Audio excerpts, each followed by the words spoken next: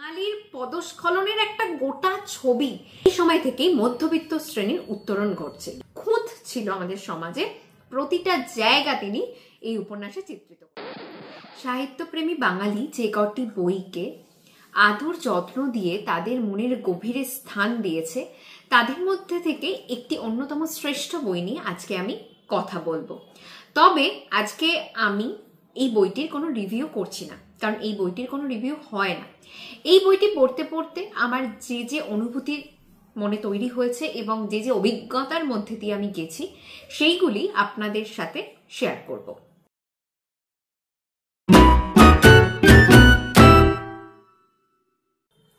নমস্কার, বুক লাইব্রেরিতে স্বাগত আমার সকল বন্ধুদের। আমি ময়ূরী। আজকে আবারও নতুন আরেকটি উপস্থাপনায়, আর এই উপস্থাপনায় আমি কথা বলবো একটি উপন্যাস নিয়ে। যে উপন্যাসটি নিয়ে কথা বলবো সেই উপন্যাসটির নাম আপনারা অলরেডি থাম্বনেইলে এবং টাইটেলে দেখতে পাচ্ছেন। এই উপন্যাসটি নিয়ে কোনো রিভিউ আমি করব না, কারণ রিভিউ হয় না এই উপন্যাসটি। মোটামুটি ভাবে আমার বিশ্বাস, যে সমস্ত সাহিত্যপ্রেমী বাঙালি আছে বা সাহিত্য চর্চা করে, তারা প্রত্যেকেই এই বইটি পড়ে ফেলেছেন। মূলত আমার ক্ষেত্রে মনে হয় যে 90% সাহিত্যপ্রেমী মানুষ এই বইটি পড়ে ফেলেছেন, 10% হয়তো এখনো পড়া হয়নি। তো এই বইটির কোনো রিভিউ হয় না, এই বইটির আমি কোনো রিভিউ করছি না।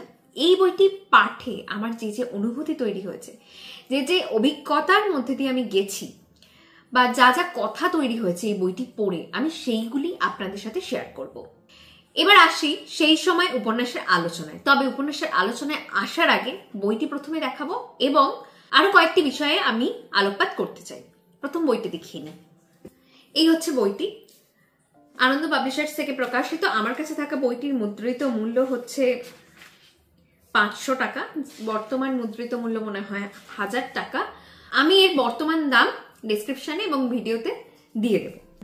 আমার কাছে থাকা বইটির মুদ্রণ কবে হয়েছিল সেটা বলে দিই। 1425 জ্যৈষ্ঠ ষষ্ঠদশ মুদ্রণ এই বইটি। এরপরে তো মুদ্রিত হয়েছে বইটি।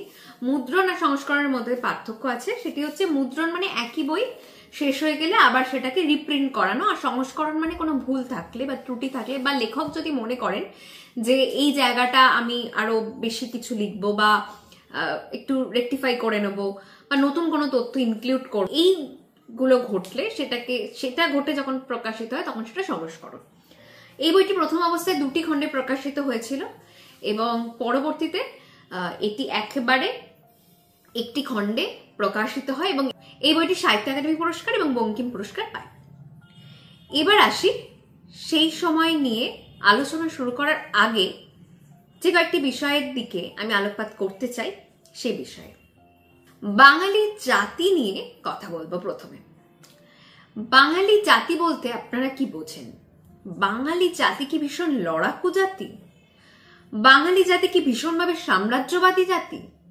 নাকি বাঙালি জাতি ভীষণভাবে ব্যবসা বটু জাতি? যেগুলো অথেন্টিক বাঙালির ইতিহাসের বই, সেগুলো সব ঘেটেই দেখা যাবে যে বাঙালির ঐতিহ্যের মধ্যে, বাঙালি জাতির বৈশিষ্ট্যের মধ্যে সাম্রাজ্যবাদ বা লড়াকু যে মনোভাব সেগুলো নেই, এবং ব্যবসায়িক যে মনোভাব বা ব্যবসাপটু যে চরিত্র সেটিও বাঙালি জাতির মধ্যে পাওয়া যায় না। ব্যতিক্রম আছে, ব্যতিক্রম কখনো বৈশিষ্ট্য হয় না।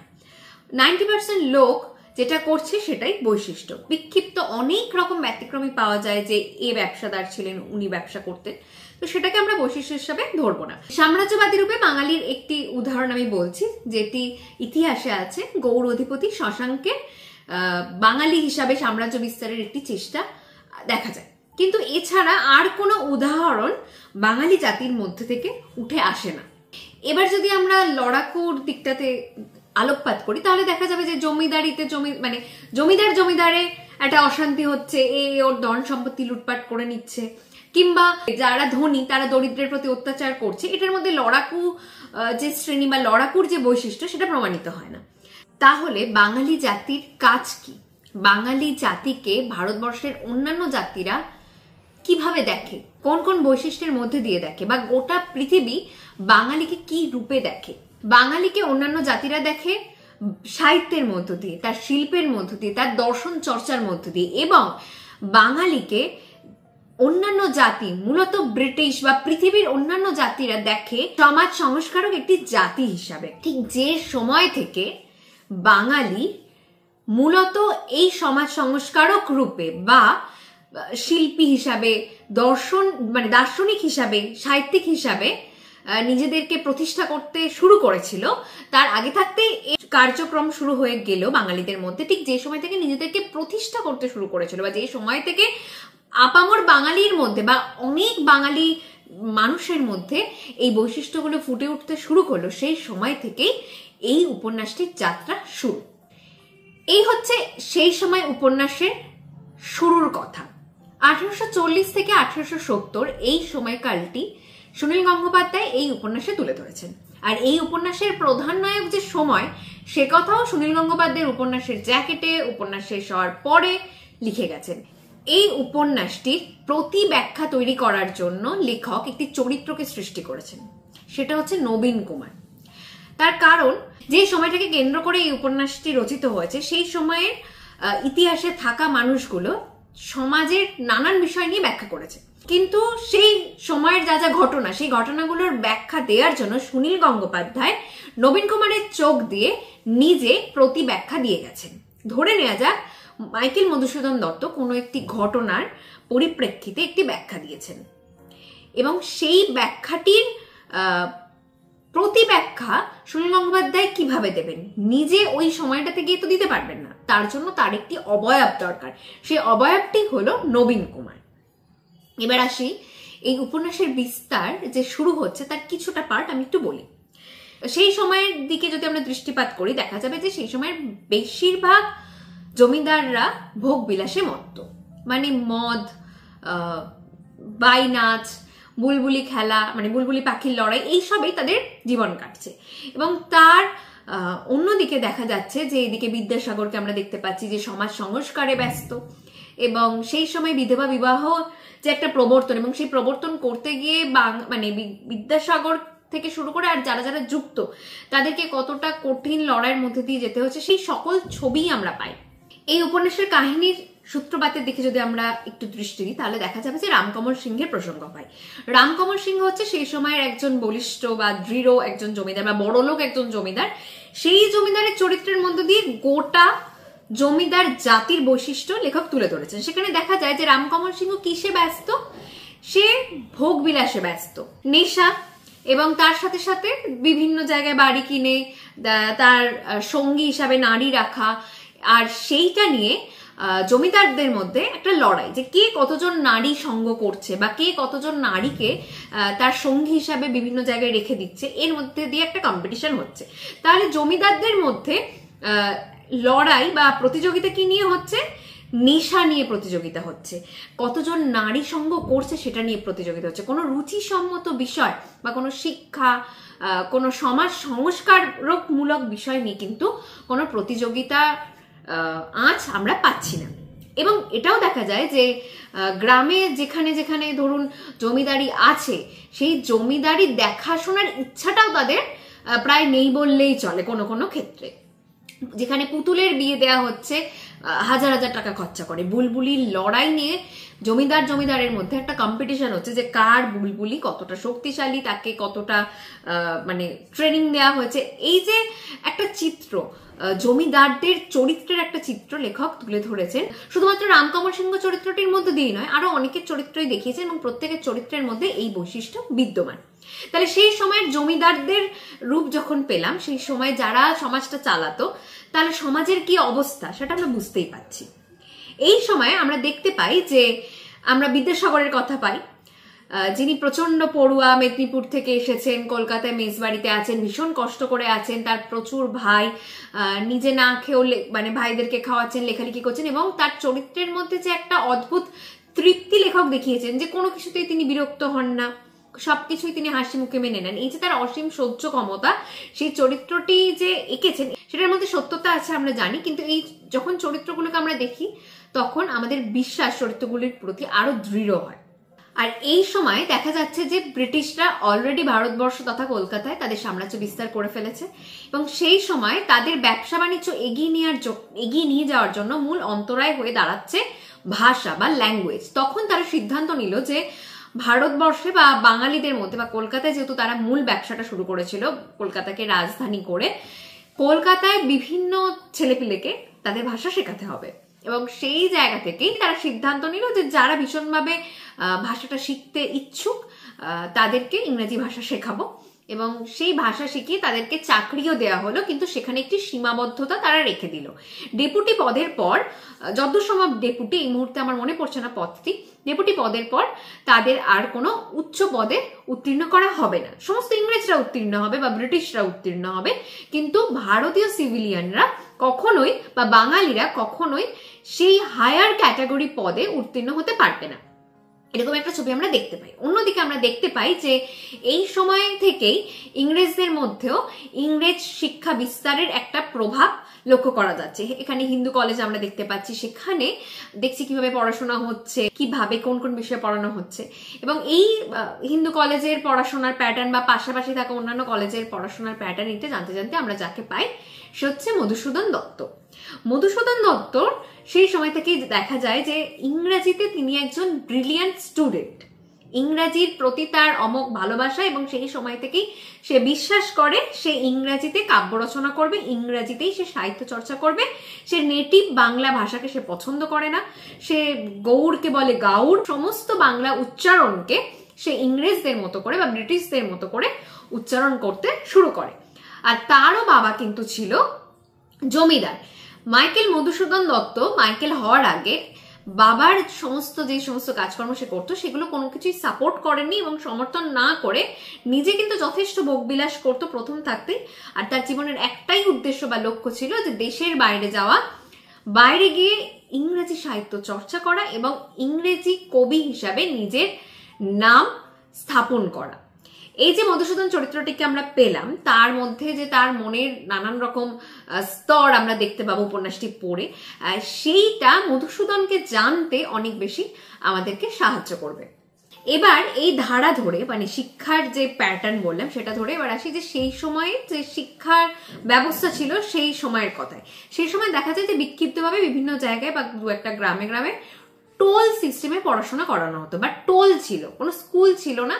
এবং সেই টোলেও দেখা যেত যে একজন পণ্ডিত মশাই বসে আছেন, তিনি সংস্কৃত চর্চা করছেন বা শাস্ত্র চর্চা করছেন, আর ছাত্ররা বসে তা শুনছেন এবং তার কাউন্টার করা বা সেই প্রশ্নের উত্তর করা বা প্রশ্ন করা, এরকম কোনো সিস্টেম সেই সময় প্রবর্তিত হয়নি।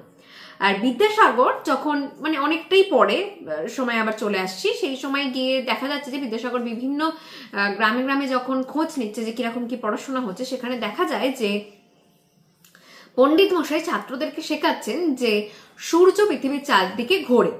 তো এই শিক্ষায় ছাত্ররা শিক্ষিত হচ্ছে। যখন বিদ্যাসাগর তাদেরকে প্রশ্ন করছেন বা বলছেন সেই সমস্ত পণ্ডিত মশাইকে যে সূর্য পৃথিবীর চারদিকে ঘোরে না, বরঞ্চ পৃথিবী সূর্যের চারদিকে ঘোরে এবং সূর্য স্থির হয়ে থাকে, তখন পণ্ডিত মশাই বলছেন যে সেটা হতে পারে, আপনাদের কলকাতায় হতে পারে, কিন্তু আমাদের গ্রামে তো সূর্যই ঘোরে। এই যে একটা, মানে সেই সময়ের গ্রামের পড়াশোনার যে একটা উদাহরণ লেখক তুলে ধরেছেন, তখন আমরা বুঝতে পারি যে শিক্ষা ব্যবস্থার যে সংস্কার সেটা ব্রিটিশদের হাত ধরেই হয়েছে, না হলে ভুল শিক্ষাই বাঙালি শিক্ষিত হয়ে চলেছিল। আর এর মধ্যে দিয়ে আমরা বুঝতে পারি যে বিদ্যাসাগরের শিক্ষা প্রসারের ক্ষেত্রে, স্ত্রী শিক্ষা প্রসার তো বটেই, এবং শিক্ষা প্রসারের ক্ষেত্রে কতখানি ভূমিকা আছে। তিনি নানান রকম ভাবে এই সমস্ত পণ্ডিত মশাইদের শিক্ষিত করার চেষ্টা করেছেন, কিংবা শিক্ষিত পণ্ডিত মশাই বা ছেলেপিলেদেরকে পাঠিয়ে তাদের শিক্ষা মানে তাদের টিচার হিসাবে পাঠিয়েছেন এবং ছেলেপিলেদের শিক্ষা দানের ব্যবস্থা করেছেন। তো এইরকম নানান রকম ছবি আমরা পাই। এখানে প্রসঙ্গত বলে রাখি যে আমি যে হিন্দু কলেজের কথা বললাম, সেখানে দেখা যায় যে প্রতিটা কলেজের মধ্যে স্পেসিফিক্যালি কোনো মানে কিছু সাবজেক্ট পড়ানো হয়। মানে কোথাও হয়তো ফার্সি পড়ানো হচ্ছে, কোথাও হয়তো শুধু সংস্কৃত পড়ানো হচ্ছে, কোথাও শুধুমাত্র ইংরেজি এবং তার সাথে অঙ্ক পড়ানো হচ্ছে, কিন্তু কোথাও সম্পূর্ণরূপে ইংরাজি, অঙ্ক, দর্শন পড়ানো হচ্ছে না।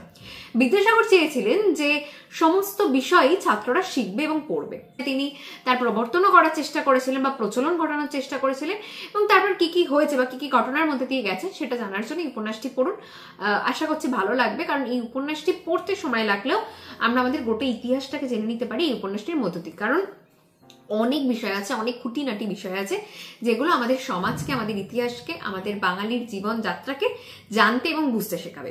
এবার আসি যে বেথুন সাহেবের কথায় আসি, মানে অনেকটা স্কিপ করে আমি আমার বেথুন সাহেবের কথায় চলে এলাম। অ্যাকচুয়ালি বেথুন সাহেবের নাম হচ্ছে বিটন সাহেব, কিন্তু তার স্পেলিংটি এমন ছিল তার জন্য সমস্ত বাঙালি বেথুন বলে ডাকতো এবং বেথুন নামেই উনি পরিচিত হয়েছেন এবং এখনো জানেন বেথুন স্কুল, বেথুন কলেজ আছে। এই বেথুন সাহেবের স্ত্রী শিক্ষা প্রসারের ক্ষেত্রে বা নারী শিক্ষার প্রসারের ক্ষেত্রে অবদান অনস্বীকার্য।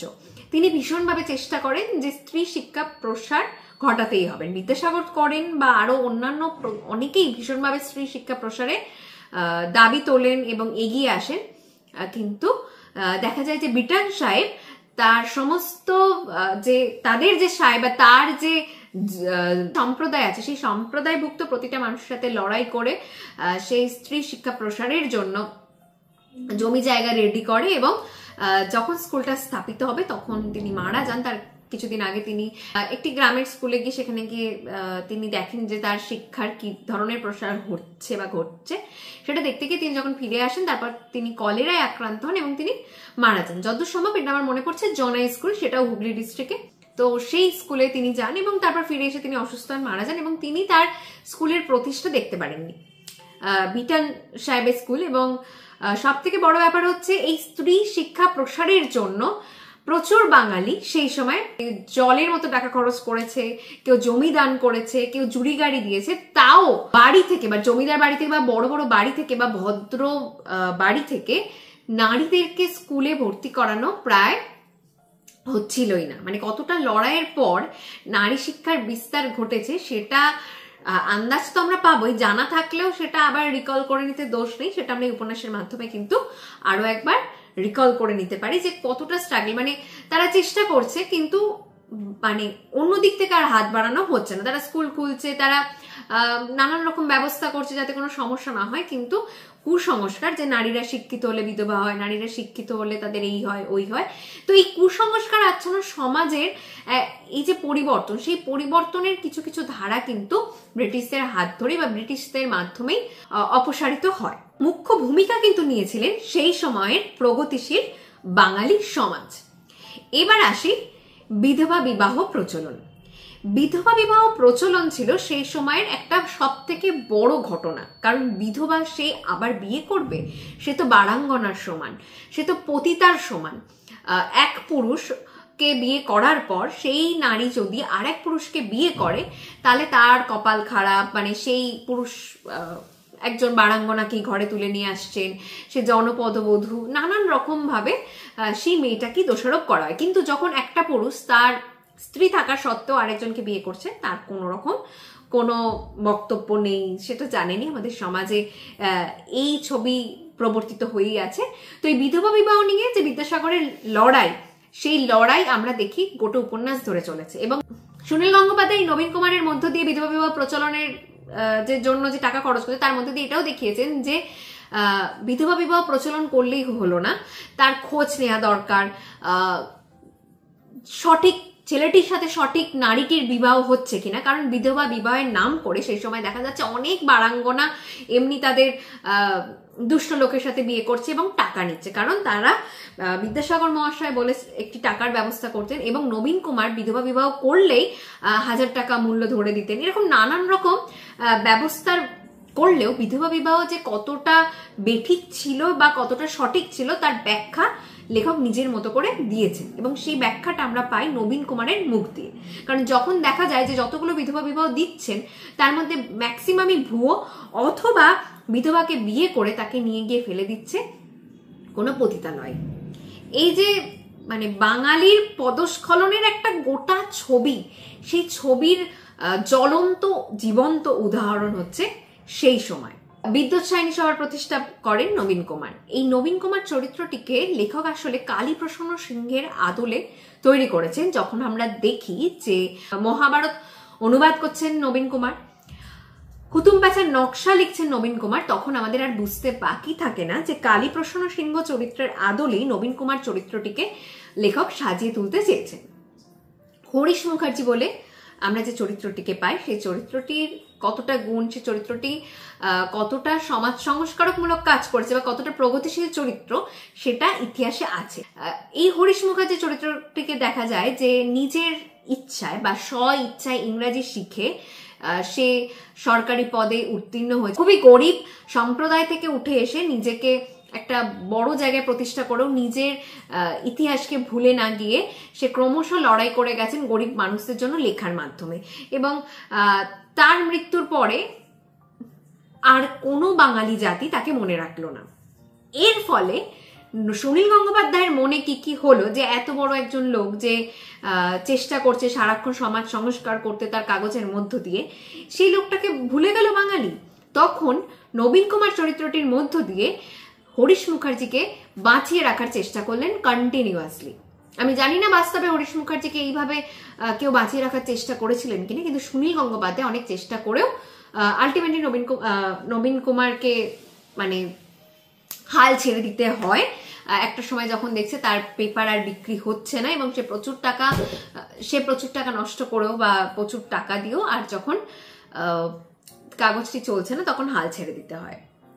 নবীন কুমার চরিত্রের মধ্য দিয়ে তিনি অনেক ভালো গুণ দেখান, যেমন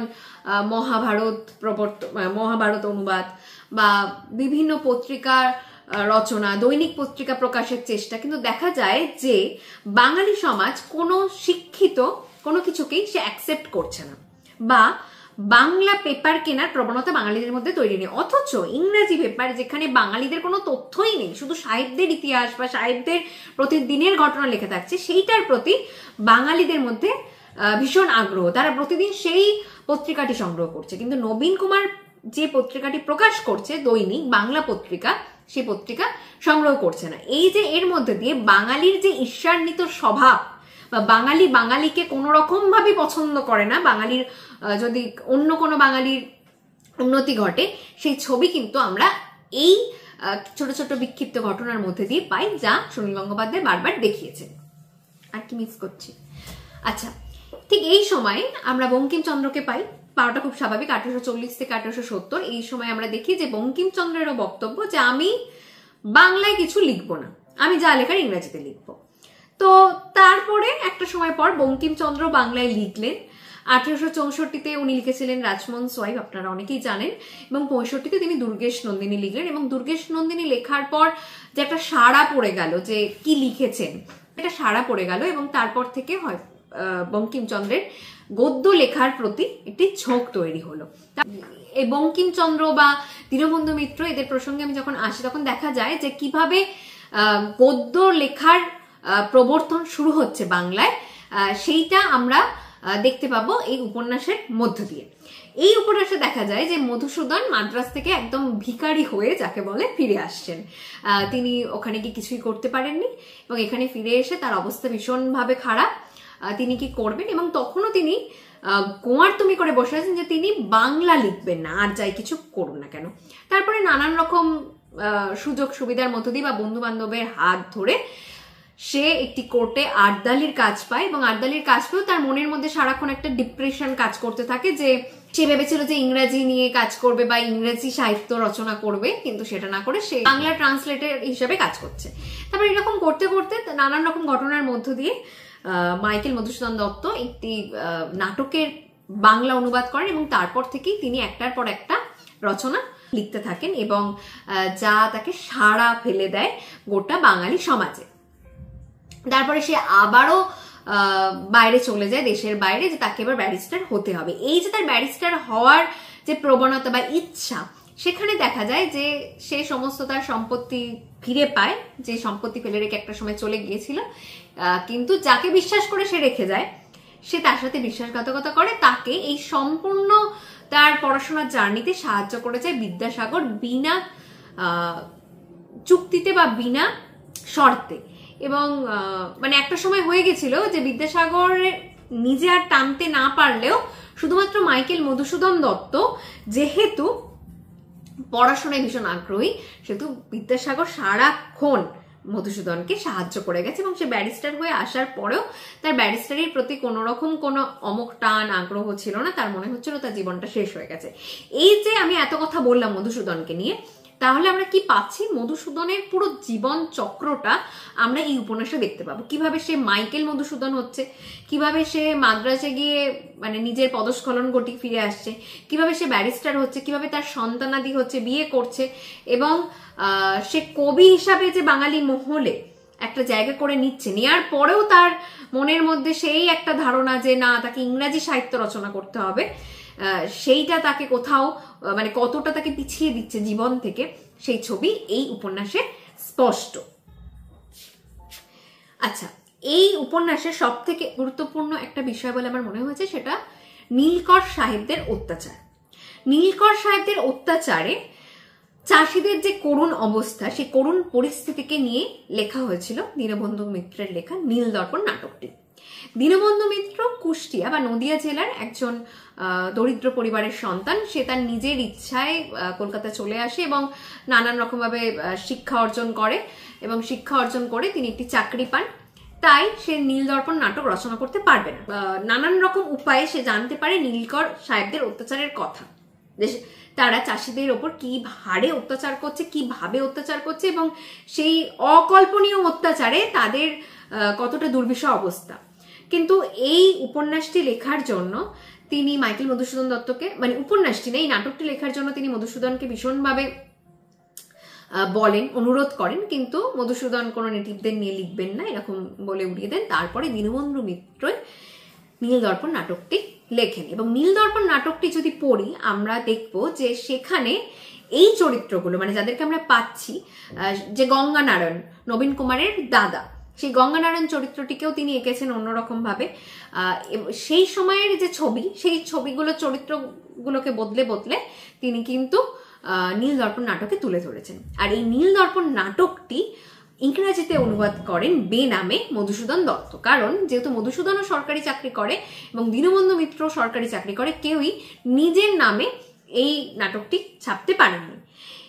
যে পাদ্রির হাত ধরে এই নাটকটি ছাপা হয়েছিল, সেই পাদ্রিকে শাস্তি পেতে হলো, এবং সেই শাস্তি হিসাবে জেল এবং 1000 টাকা জরিমানা করা হয়েছিল। এখানেও আমরা দেখি যে নবীন কুমার এই 1000 টাকা দিয়ে চলে আসে। এই সমাজ সংস্কারক হিসাবে নবীন কুমারকে দাঁড় করিয়ে দিয়ে লেখক দেখিয়েছেন যে নীলকর সাহেবদের অত্যাচারটা যে কতটা সাংঘাতিক, এবং সেটা আর 5টা বাঙালি শুধুমাত্র কোর্টের কেসটা এনজয় করতে গেল, নবীন কুমার আসলে আনন্দ উপভোগ করতে যাননি। তিনি আদপেই দুঃখ পেয়েছেন, বিরক্ত হয়েছেন, সেই জন্য তার সামর্থ্য অনুযায়ী সে টাকা দিয়েছেন। আর এই নবীন কুমার চরিত্রটির মধ্য দিয়ে সারাক্ষণ টাকা খরচ করা বা টাকা দান করার যে একটা প্রবণতা দেখিয়েছেন, তার মধ্য দিয়ে জমিদারির যে সিস্টেম, সেই সিস্টেমকে যেন বারবার চ্যালেঞ্জ করছেন। যে জমিদার মানেই যে সে বাইজি ঘরে গিয়ে টাকা ওড়াবে, মদ খেয়ে টাকা ওড়াবে, নেশা করে টাকা ওড়াবে, তার ঠিক উল্টো দিকে দাঁড় করিয়ে নানান রকম বিধবা বিবাহ হতে পারে, স্কুলের জন্য হতে পারে, বা গরিবকে দেখলে দান করা হতে পারে। এই যে নবীন কুমার চরিত্রটির মধ্য দিয়ে সারাক্ষণই প্রতিব্যাখ্যা দিয়ে গেছেন ওই সমাজটির সুনীল গঙ্গোপাধ্যায়, যে জমিদার মানেই এটা না, জমিদার মানে এটাও তো হতে পারে। এইভাবেই এই নবীন কুমার চরিত্রটিকে লেখক তুলে ধরেছেন। আর ঠিক এই সময় থেকে, মানে 1840 আর 1870, এই যে 30 বছর, এই 30 বছরই আমরা দেখতে পাই যে এই সময় থেকেই মধ্যবিত্ত শ্রেণীর উত্তরণ ঘটছে। এর আগে বাঙালি সমাজে মধ্যবিত্ত শ্রেণীর উত্তরণ ঘটছিল না। এই সময় থেকেই যে দুলাল চন্দ্র বলে একটি চরিত্রকে পাই, যে নবীন কুমারের সবসময় সঙ্গী, তার মধ্যে মানে সে যখন নবীন কুমারের সহৃদয়তার সুযোগে বা সুযোগ না নিয়ে নবীন কুমার নিজে থাকতে ওকে অনেক কিছু দিচ্ছে, দেখা যাচ্ছে যে ওর মনের মধ্যেও একটা তৈরি হচ্ছে যে আমি কেন চাকর হয়ে থাকবো। তো এই যে মধ্যবিত্ত শ্রেণীর মধ্যে একটি টাকা আসছে এবং অনেক বাঙালি চাকুরিজীবীরও সৃষ্টি হচ্ছে ঠিক এই সময় থেকে, কারণ প্রত্যেকেই চাইছে ইংরেজি শিখে একটা চাকরি পেয়ে গেলে বাবা শান্তি। এবং বাঙালিদের মধ্যে দেখা যাচ্ছে যে ইংরেজদের প্রতি বা ব্রিটিশদের প্রতি ক্ষোভ, খারাপ লাগা, অনীহা সবকিছু থাকলেও সে নিজের প্রতিবাদী হয়ে উঠছে না, তার কারণ অন্য দাস হয়ে যাচ্ছে সে ব্রিটিশদের, যার ফলে সে কোনোভাবেই ব্রিটিশদের বিরুদ্ধে কথা বলতে পারছে না। অন্যদিকে দেখি 1857 সালের যে ঘটনা ঘটেছিল, সেই সময়ের ঘটনা, যে সিপাহী বিদ্রোহ, এবং সিপাহী বিদ্রোহের ফলে মানে গোটা বাঙালি সমাজের প্রতি ব্রিটিশদের যে মনোভাব, যে অত্যাচার, সেই অত্যাচারের ছবিও আমরা পাই।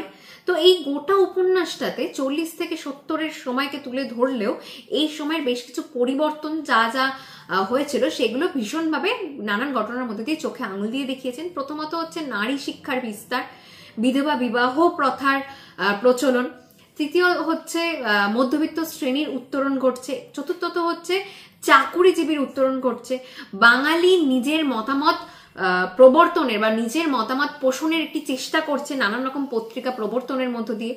এবং আরো একটি ঘটনা বলি, সেটা এই যে 5টা পয়েন্ট বললাম এর বাইরে গিয়ে, সেটা হলো কৌলিন্য প্রথা। বিদ্যাসাগর গ্রামে গিয়ে দেখছেন যে তারই পণ্ডিত মশাই প্রায় 60 ঊর্ধ্ব, প্রায় 70 ঊর্ধ্ব মনে হয় বয়স, সে বলছে সংসার চালানো যাচ্ছে না, তাই 8 বছর বয়সী কি 9 বছর বয়সী একটি বালিকাকে সে বিবাহ করবে সামনে মাসে। মানে এই যে কৌলিন্য প্রথা, মানে বল্লাল সেনের সময় থেকে এই প্রথার প্রবর্তন হয়েছিল। আপনারা হয়তো অনেকেই জানেন যে পথের পাঁচালী লেখা বল্লালী বালাই যে অংশটি, সেই অংশের যে পিসি ঠাকুরন বা ইন্দির ঠাকুরন, সেই ইন্দির ঠাকুরন কিন্তু কৌলিন্য প্রথার একজন বলি হওয়া বিধবা। সেই সময় কি হতো, কৌলিন্য প্রথা অনুযায়ী 70 ঊর্ধ্ব, 60 ঊর্ধ্ব, 80 ঊর্ধ্ব লোকজন তার সংসার না চালাতে পারার জন্য বা সংসার চালালেও যেহেতু একটা সিস্টেম ছিল যে কিশোর বয়স উত্তীর্ণ হয়ে গেলে ব্রাহ্মণদের বিয়ে হবে না, মানে ব্রাহ্মণ মেয়েদের বিয়ে হবে না, তাই মানে বুড়ো হাবড়া যাকে পাবে তাকে ধরে সেই ব্রাহ্মণ মেয়েটির বিবাহ দিয়ে দেবে এবং তার পরিবর্তে সেই ব্রাহ্মণটিকে প্রতি বছর মাসোহারা দিতে হবে। মানে মেয়ের বাড়ি থেকে ব্রাহ্মণের বাড়িতে মাসোহারা পাঠাতে হবে।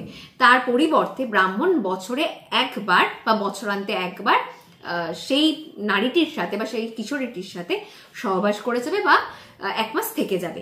এই যে প্রথা, এই প্রথার তীব্র প্রতিবাদ করেছে বিদ্যাসাগর এবং তিনি খুব বিরক্ত হয়েছেন এবং পণ্ডিত মশাইয়ের সাথে দেখা করেন না। তো এই যে প্রথাটাও সেই সময়ও ছিল, সেই ছবিও কিন্তু এই উপন্যাসের লেখক ছোট্ট একটি ঘটনার মধ্যে দিয়ে তুলে ধরেছেন। অর্থাৎ এই উপন্যাসের লেখক আমাদের বাঙালির কোনো দিকই ছাড়েননি। মানে যা যা আমাদের মানে গাফিলতি ছিল বা খুঁত ছিল আমাদের সমাজে, প্রতিটা জায়গা তিনি এই উপন্যাসে চিত্রিত করেছেন। তো এই উপন্যাস থেকে আমরা 5টা পয়েন্ট পেলাম যে বাঙালির কি কি উত্তরণ ঘটছে বা বাঙালির কি কি পরিবর্তন ঘটছে। এবং এরপর এই যে বাঙালি মানে বাংলা লেখার ক্ষেত্রে একটা আমূল পরিবর্তন আসছে। এই সময় আমরা দেখছি যে আলালের ঘরের দুলাল প্রকাশিত হচ্ছে, প্যারীচাঁদ মিত্র লিখছেন এবং তার নিন্দা করছেন মধুসূদন দত্ত, যেটা কি লিখেছেন নেটিভদের ভাষা, এই ভাষায় কেউ লেখে। আবার ঠিক এই সময় আবার উতুম প্যাঁচার নকশা হয়েছে বললাম, কালীপ্রসন্ন সিংহ লিখছেন। বাংলা ভাষারীতির যে পরিবর্তন, সেই বাংলা ভাষারীতির পরিবর্তনের যে ঘটছে সেটা কিন্তু এই হুতুম প্যাঁচার নকশা, আলালের ঘরের দুলাল, এগুলো যখন লেখা হচ্ছে তার মধ্যে দিয়ে আমরা জানতে পারি যে এইভাবে ধীরে ধীরে বাংলা ভাষারীতির পরিবর্তন ঘটছে। এবং নীলদর্পণ নাটক যখন লিখছেন দীনবন্ধু মিত্র, তার যে ভাষার ব্যবহার, সেই ভাষা একেবারেই গ্রামীণ ভাষা, চাষাভূষর ভাষায় লেখা একটি নাটক। এতদিন ধরে বাংলায় যা যা লেখা হতো তা সাধারণত অনুবাদ অথবা সংস্কৃত শব্দের আধিক্য দিয়েই বাংলা লেখা হতো। সেই যে রীতির পরিবর্তন, সেই পরিবর্তনটি এই সময়ই যে ঘটছে সেটা আমরা এখানে দেখতে পাই। বিদ্যাসাগর মহাশয় একটা সময় পর চাকরি ছেড়ে দেন এবং শুধুমাত্র বই লেখার মধ্য দিয়ে তিনি তার জীবন অতিবাহিত করছেন, এই ছবি পাই। তাহলে মানে এখনকার লেখক লেখিকারা বা এখনকার না হলেও সুনীল গঙ্গোপাধ্যায়, শীর্ষেন্দু মুখোপাধ্যায়, এনাদের সময় আমরা দেখতে পাই যে এনারা লেখালেখির মধ্যে দিয়ে জীবন অতিবাহিত করছেন। কিন্তু আমরা দেখতে পাই যে মানে এটা আমরা দেখি, কিন্তু এর সূত্রপাত কিন্তু বিদ্যাসাগরের হাত ধরেই হয়েছে। তো এই ছিল আমার সেই সময় উপন্যাস নিয়ে বেশ কিছু কথা। জানি না খুব ছড়িয়ে ছিটিয়ে বললাম না গুছিয়ে বললাম, মানে আমার এই উপস্থাপনাটি শেষের দিকে এসে মনে হচ্ছে ভীষণ ছড়িয়ে ছিটিয়ে এই উপস্থাপনাটি হলো। অনেক কথাই যেন মনে হচ্ছে না বলা থেকে গেল, অনেক কথাই আরো বলার ছিল এবং বললে মনে হচ্ছে আরো উপস্থাপনাটি বড় হয়ে যাবে এবং ছড়াবে, মানে ছিটিয়ে যাবে একদম। সেজন্য আমি আর বলছি না। অনুরোধ করবো এই উপন্যাসটি পড়ুন। বাংলা সাহিত্যের মাইলস্টোন সুনীল গঙ্গোপাধ্যায় লেখা সেই সময়, প্রথম আলো এবং পূর্ব পশ্চিম, এই 3টি উপন্যাস। যেমন বাঙালি মানেই কালবেলা সিরিজ পড়বে, বাঙালি মানেই হয়তো প্রথম প্রতিশ্রুতির সিরিজটি পড়বে, সেই রকম বাঙালি মানেই এই সিরিজটি পড়বেই। মানে বাঙালি সাহিত্য প্রেমী মানেই এই সিরিজটি পড়বে, এই বিশ্বাস আমার আছে। তাই অনুরোধ করব যে এই সিরিজটি পড়ুন। মানে আমি তো এটা ভাবতে পারি না যে একজন বাঙালি যে সাহিত্য চর্চা করছে সে পথের পাঁচালী পড়েনি বা পড়বে না, বা সে পদ্মা নদীর মাঝি পড়বে না, পুতুল নাচের ইতিকথা পড়বে না। ঠিক সেই রকমই সেই সময় সিরিজটি যে পড়বে না এটাও ভাবা যায় না। তো যাই হোক, আপনাদের এই উপন্যাসটি পড়ে কি কি মনে হয়েছে আমাকে কমেন্টের মাধ্যমে জানানোর অনুরোধ রইল। তবে আমার এই উপন্যাসটি পড়ে খুব ভালো লেগেছে, এর আগেও ভালো লেগেছে, এবং এটা আমার সেকেন্ড টাইম পড়া, এবং এতটা সময় নিয়ে পড়তে হয় বলেই উপন্যাসটি মানে বারবার পড়ার অবকাশ মেলে না। আর আমি যেগুলো মিস করলাম আপনারা বলতে পারেন আর কি কি হতে পারে। তো আমার তো এই 5-6টি পয়েন্ট মূলত এই উপন্যাসটি থেকে বা এই উপন্যাসের সময়কাল থেকে আমি পেয়েছি বলে আমার মনে হয়েছে। এবং যখন আমি কথাগুলো বলছি আমার তখন ওই সময়ের সমস্ত ঘটনাই মনে পড়ছে, কিভাবে নারী শিক্ষার প্রসার ঘটানোর জন্য যে লড়াই করেছে সেই লড়াইগুলো, বা বিধবা বিবাহ প্রবর্তনের জন্য যে লড়াই, সেই লড়াই, এবং সুনীল গঙ্গোপাধ্যায়ের সচেতনভাবে গঙ্গানারায়ণ চরিত্রটির সাথে কুসুম কুমারীর বিবাহ দিয়ে, মানে গঙ্গানারায়ণ চরিত্রটিও হয়তো কাল্পনিক, সেই চরিত্রটির সাথে কুসুম কুমারীর বিবাহ দিয়ে একটা সার্থক বিধবা বিবাহ যে ঘটেছিল তার একটা প্রমাণ দেওয়ার জন্য এই দুটি চরিত্রকে যেন সৃষ্টি করেছেন, এটা মনে হয়েছে। কারণ অসার্থক বিধবা বিবাহের প্রচুর উদাহরণ পাওয়া গেছিল সেই সময়। যাই হোক, আজকে বিদায় নেওয়ার সময় চলে এসেছে, অনেক কথা বললাম। পরবর্তীতে আবারও নতুন আরেকটি উপস্থাপনা আপনাদের সাথে আমার দেখা হচ্ছে। বইমেলা শেষ, আপনারা কে কি বই সংগ্রহ করেছেন অবশ্যই আমাকে জানাবেন। আর আরেকটা কথা বলে দিই চলে যাওয়ার আগে, যে এই বছর হয়তো উপস্থাপনা খুব কম আসবে।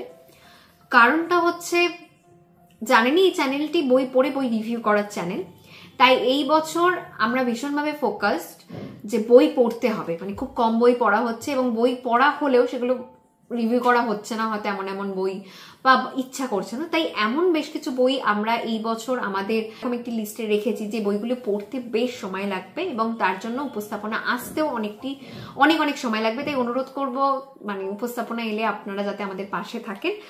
আর যেহেতুই বললাম রিভিউ চ্যানেল, তাই আমরা এই বছর বই দেখানো থেকে একটু বিরত থাকবো, মানে বই সংগ্রহ থেকেও একটু পিছিয়ে আসবো এবং বই দেখানো থেকেও আমরা একটু পিছিয়ে আসবো, এই সিদ্ধান্তে উপনীত হয়েছি। জানি না কার্যকর, মানে কতটা কার্যকর করতে পারবো, বই সংগ্রহ করা থেকে নিজেদেরকে কতটা সরিয়ে রাখতে পারবো। ভীষণভাবে চেষ্টা করব বই পড়ার দিকে ফোকাস করতে, এবং সেটার অবশ্যই উপস্থাপনা নিয়ে আসছে, যে পড়লাম নিজে লিখে রেখে দিলাম এরকম না, সেটা চেষ্টা করবো অবশ্যই উপস্থাপনা নিয়ে আসতে। তো আজকের মতো এটুকুই, পরবর্তীতে আবারও দেখা হবে নতুন আরেকটি উপস্থাপনায়। ভালো থাকবেন, সুস্থ থাকবেন, আর অবশ্যই বই পড়বেন। আজকে বিদায়।